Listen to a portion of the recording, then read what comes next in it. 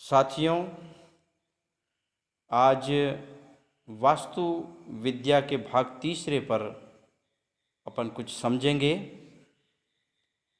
वास्तु विद्या का पौराणिक काल से ही बहुत बड़ा महत्व दिखाया गया है।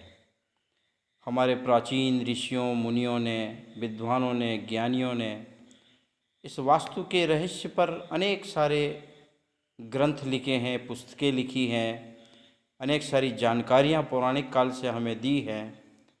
व्यक्ति के जीवन में सुख और समृद्धि सदैव सदैव के लिए कैसे बनी रहे, व्यक्ति को धन के साथ, वैभव के साथ सुख पर्याप्त मात्रा में बनता रहे, इस विषय को जानने के लिए हमें वास्तुशास्त्र के अनुसार भवन और भवन में बनाए जा रहे प्रत्येक भाग को अच्छी तरह से समझ करके उसे स्वीकार करना चाहिए।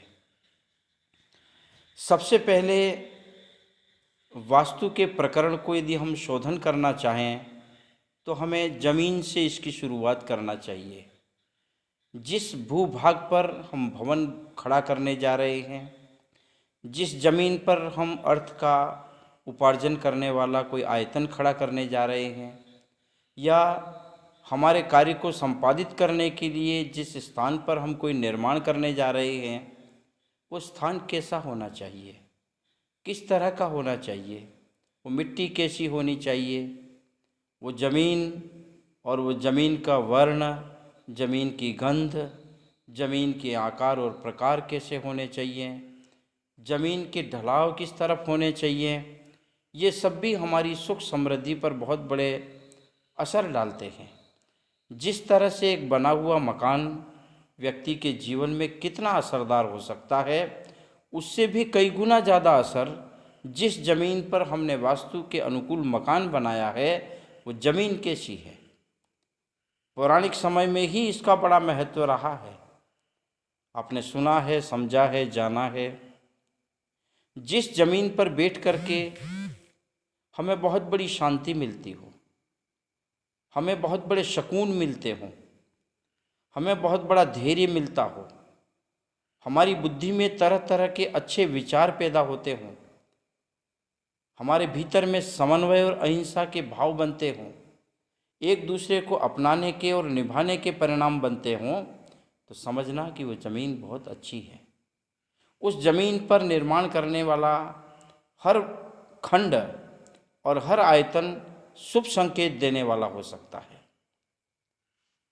ज़मीन के विषय में भी, जो ज़मीन कटीली हो, जो ज़मीन खड़े पत्थर और नुकीले पत्थर वाली हो, जो ज़मीन दग्ध हो, कहीं पहले जली हुई हो, जिस ज़मीन पर राख, कोयला और अतिक्षार पदार्थों के ढेर हों या ज़मीन में उनकी मात्राएं ज़्यादा हों, जो ज़मीन बार बार पानी डालने के बाद जब सूखा होता है तो फटी हुई ज़मीन हो, वो फट जाने वाली ज़मीन हो, जिस ज़मीन में क्रूर क्रूर आवाज़ें निकलती हों, जिस ज़मीन में दुर्गंध आती हो, ऐसी ज़मीन हमें भवन बनाने के लिए, हमें व्यापार क्षेत्र के लिए, या हमें धर्म के कार्य के लिए, या समाज संस्कृति के कार्य के लिए निर्माण में वो ज़मीन अच्छी नहीं कहा जा सकता।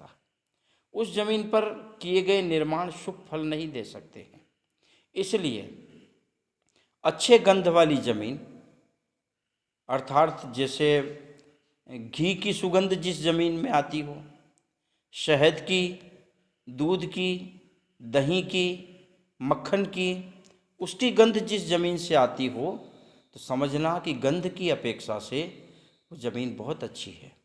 जिस ज़मीन में फूलों सी, इत्र सी खुशबू आती हो, जिस ज़मीन में अष्टगंध सी खुशबू आती हो, जिस ज़मीन में वासक्षेप जैसी सुहावनी गंध आती हो, तो समझना कि उस ज़मीन पर किया हुआ निर्माण शतसह फल देता है, अच्छे फल देता है। इसलिए ज़मीन चयन करने से पूर्व ही हमें ये निर्धारण करना होगा कि भवन हम उसी भाग में बनाएंगे ज़मीन के जिस ज़मीन में शकुन देने वाली गंध हो, देखने में जो ज़मीन अच्छी हो, जो आँखों को संतोष देती हो, जो आँखों को सुहावनी हो, जहाँ जिस ज़मीन को देखने के बाद हमारे आत्मा के भीतर में बैठा हुआ भय निकल जाता हो, तो समझना कि वो ज़मीन बहुत अच्छी है। जिस ज़मीन पर बैठ कर के हमें अच्छे शकुन होते हों, अच्छे भाव बनते हों, किसी को निभाने और अपनाने के परिणाम बनते हों, किसी के साथ दया, प्रेम और वात्सल्य के साथ व्यवहार करने का मन बनता हो, तो समझना कि ये ज़मीन उत्तरोत्तर अच्छे फल देने वाली होती है। इसके अतिरिक्त जिस ज़मीन पर हम जल डालें और जल ज़्यादा समय तक टिके, तो समझना चाहिए कि ज़मीन अच्छी है। जिस ज़मीन पर जल डालें और वो तत्काल ज़मीन उस जल को सोंस ले, तो वो ज़मीन अच्छी नहीं हो सकती। जिस ज़मीन को हम खोदें और खुदी हुई मिट्टी को वापस उसी ज़मीन में डालें, और यदि मिट्टी कम पड़ जाए और खड्डा खाली रह जाए, तो हम समझते हैं कि वो ज़मीन अच्छी नहीं है। वो हमें पूर्त नहीं कर सकती है, वो हमें यथेष्ट लाभ नहीं दे सकती है। जिस ज़मीन पर खुदी हुई ज़मीन पर वही मिट्टी वापस उसमें भरें और मिट्टी बराबर हो जाए, वह समतल भूमि कहलाती, समान भूमि कहलाती है। लेकिन जिस जगह पर खुदी हुई मिट्टी को वापस उसी ज़मीन में डालें और पूर्ण भरने के बाद यदि कोई मिट्टी बच जाती है, तो वो ज़मीन 100% हमें लाभ देती है।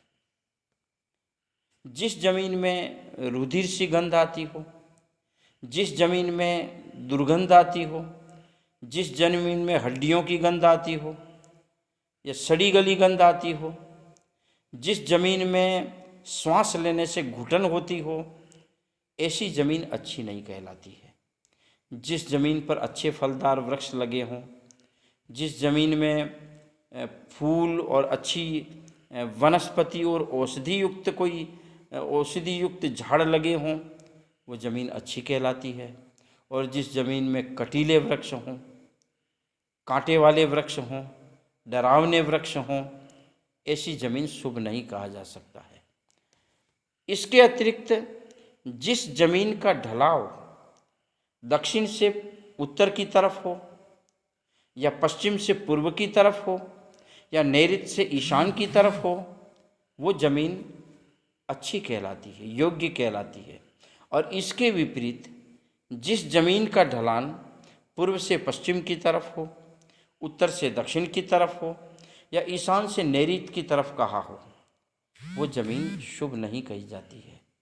इस तरह के ढलान वाली ज़मीन हमें आगे जाकर के लाभ नहीं दे सकती है, आगे जाकर के शुभ फल नहीं दे सकती है। जो ज़मीन अति कृष्ण वर्ण की हो, जो ज़मीन अति स्निग्ध हो, जिस ज़मीन में उष्णता पाई जाती हो, वो ज़मीन भी शुभ नहीं कही गई है। जो ज़मीन शीतल हो, जिस ज़मीन का वर्ण, मिट्टी का वर्ण सफ़ेद हो, पांडु हो, पीला हो, रक्त हो, वो ज़मीन आवास के लिए और व्यवसाय के लिए बहुत अच्छी कहलाती है। तो हम सब दृष्टि से सोचें, जो ज़मीन पहाड़ों से गिरी हुई हो, उस ज़मीन को भी निवास के लिए स्वीकार नहीं कह सकते। जो ज़मीन बहुत बड़े बड़े वृक्षों से गिरी हुई हो, या जो ज़मीन पहले कभी किसी काल में जल गई हो, उसमें जलावशेष मिलते हों, ऐसी ज़मीन भी योग्य नहीं होती है। जिस ज़मीन में बहुत मात्रा में हड्डियाँ पाई जाए, जो ज़मीन स्वाद में खारी हो, जो ज़मीन स्वाद में तिक्त हो, इस तरह की ज़मीनें शुभ नहीं है। और जो ज़मीन की मिट्टी स्वाद में मधुर हो, श्रेष्ठ हो, ऐसी ज़मीन स्वीकार करने योग्य है। तो हम सब मिलाकर के सोचते हैं कि जिस ज़मीन पर हमको अच्छी तरह से निवास स्थान बनाना हो, या हमारे व्यावसायिक स्थल बनाने हो, फैक्ट्री कल कारखाने के लिए कोई ज़मीन का चयन करना हो, या और हम किसी धार्मिक सामाजिक कार्यों के लिए ज़मीन स्वीकार करना चाहते हैं और उस पर कुछ बनाना चाहते हैं, या कोई मंदिर देवालय बनाना चाहते हैं, तो हमें अच्छी ज़मीन को ही स्वीकार करना चाहिए, ताकि जीवन में बहुत सारा लाभ केवल वो शुभ ज़मीन हमें दे सकती है, ये जमीन के शुभ होने का फल है। और एक बार शुभ जमीन पर कोई आयतन हमने खड़ा कर दिया है, उम्र उम्र पर्यंत, पीढ़ी पीढ़ी पर्यंत उस व्यक्ति को कभी तकलीफ नहीं आ सकती है। वो पीढ़ी कभी गिर नहीं सकती है। उस पीढ़ी में कभी कालांतर में ज़्यादा नुकसान नहीं आ सकते हैं। कर्मजन्य नुकसान आने अलग बात है, लेकिन जो नैसर्गिक लाभ और नैसर्गिक हानि, नैसर्गिक सुख दुख और नैसर्गिक यश और अपयश जिन कारणों से हमें मिलते हैं, उन कारण में ये ज़मीन भी एक कारण बनती है। इसलिए अच्छी ज़मीन पर भवन बनाना चाहिए। अब हम इससे यदि आगे बढ़ते हैं, एक भवन बनाने के लिए कितनी बड़ी ज़मीन चाहिए? तो हमारे यहाँ दो तरह की व्यवस्थाएं हैं। एक व्यवस्थाएं हैं संयुक्त परिवार की, जिस परिवार में माता पिता, पुत्र, बच्चे बच्चियाँ, नाती पोते, इस तरह का जो संयुक्त परिवार रहता है, उसके लिए भूखंड ज़्यादा चाहिए। और एक जो सिंगल परिवार, अकेले परिवार की पति पत्नी और उनके बच्चे, ये एकल परिवार कहलाता है। इसके लिए इतनी बड़ी ज़मीन की ज़रूरत नहीं होती है। तो कुल मिलाकर के यदि दोनों की दृष्टि से भी अपन देखें तो हमें ये ज्ञान हो जाएगा कि एक परिवार के लिए 60 हाथ, हाथ का मतलब है कि 2 विलस्तर, यानी 18 इंच प्रमाण एक हाथ हो गया, तो 2 हाथ प्रमाण 18 इंच का एक हाथ हो गया। तो ऐसे हमको अपने हाथ से, अपनी कोहनी से अपनी मध्यमा अंगुली तक की जो दूरी है उसका एक हाथ हो गया। तो व्यक्ति को वास्तुशास्त्र के अनुपात में 60 हाथ लंबी और 60 हाथ चौड़ी, 60 हाथ लंबी 60 हाथ चौड़ी, इतने बड़े भूभाग पर वो अपना आयतन, अपने रहने का भवन अच्छी तरह से बना सकता है। व्यावसायिक स्थल की बात अलग है कि व्यवसाय जितना बड़ा होगा उसको अपना स्थल उतना बड़ा लेना पड़ेगा। फैक्ट्री कल कारखाने होंगे, उनका स्थान उनके हिसाब से होगा। लेकिन प्रायः करके यजमान गृहस्थी जो अपने परिवार के साथ रहता है, उसको 60 हाथ लंबे 60 हाथ चौड़े मकान पर, इतनी भूमि पर मकान बनाना चाहिए। मकान में क्या आवश्यकता होती है? मकान में किन किन चीज़ों की आवश्यकता होती है? तो मकान में हर चीज़ की आवश्यकता होती है। तो कुछ मकान के भाग बनते हैं आवश्यकताओं के, कुछ उपभाग बनते हैं, जैसे द्वार, रसोई, शयन कक्ष, शस्त्रगृह, भंडारण, औषध गृह, अतिथि कक्ष, संतान के कक्ष, धन धान्य के कक्ष, स्टोर जिसे कहते हैं, संपत्ति संरक्षण का कक्ष, ये भाग हो गए। इतने भाग तो मुख्य कहलाते हैं। इसके बाद में उपभाग होते हैं कि जिन्हें हम अपनी भूखंड के अनुपात में या अपनी आवश्यकता के अनुपात में उन भागों को बढ़ा सकते हैं। कि मंदिर में एक धर्मायतन भी चाहिए, भवन में एक धर्मायतन भी चाहिए, भवन में एक लाइब्रेरी भी चाहिए, भवन में अन्य सामान को रखने की जगह भी चाहिए, भवन में टूट फूट के सामान रखने की भी जगह चाहिए, भवन में नई नई सामग्रियाँ आती उसको भी रखने की जगह चाहिए, भवन में बड़े भंडारण चाहिए, वर्ष भर की सामग्री का हम इकट्ठी कर सकते हैं उसके लिए चाहिए, भवन में कन्याओं का अलग जगह चाहिए, भवन में बच्चों की अलग जगह चाहिए, भवन में पढ़ाई के अलग कक्ष चाहिए, जूते रखने का अलग कक्ष चाहिएगा, ईंधन रखने का अलग कक्ष चाहिएगा, आदि आदि। ये सब उपभाग कहलाते हैं कि जितनी ज़मीन है और जितनी आवश्यकता है उसके अनुसार इनके निर्माण होते हैं। तो प्रायः करके हम देखते हैं तो भवन में जो मुख्य चीज़ है, मुख्य क्या चीज़ है? तो भवन में मुख्य चीज़ है भवन का मुख्य द्वार, भवन में मुख्य चीज़ है रसोई घर, भवन में मुख्य चीज़ है शयन कक्ष, बेडरूम जिसे कहते हैं, शयन कक्ष। भवन में मुख्य चीज़ है स्टोर, सामग्री संरक्षण कक्ष। भवन में मुख्य चीज़ है अतिथि कक्ष, भवन में मुख्य चीज़ है तो भवन का देवालय और जल स्रोत का स्थान। इसके अलावा जो हमें आवश्यकताएं होती है कि मलमूत्र के लिए टॉयलेट बनाने हैं, बाथरूम्स बनाने हैं, उन सबको वास्तु के अनुपात में बनाना चाहिए। लेकिन मोटे मोटे तौर से जो ये भाग गिने हैं, इन भागों को अपने अपने नियत स्थान में रखने से, अपने अपने इच्छित स्थान पर रख देने से, या वास्तुशास्त्र जो कहता है उस अनुकूल स्थान पर वो भाग रखने से वो भाग सहज में सुख देते हैं। तो आज अपन ने देखा, समझा कि भूमि किस तरह की होनी चाहिए।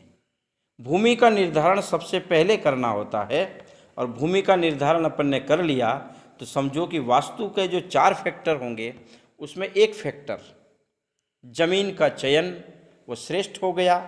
अब वो भवन अपन अच्छी तरीके से बना सकते हैं। आज वास्तु के इस भूभाग की शुद्धि का विषय में अपन इतना ही समझेंगे, और आगे दूसरा विषय अपन फिर आपको चौथा भाग फिर देंगे। धन्यवाद। जय जिनेंद्र।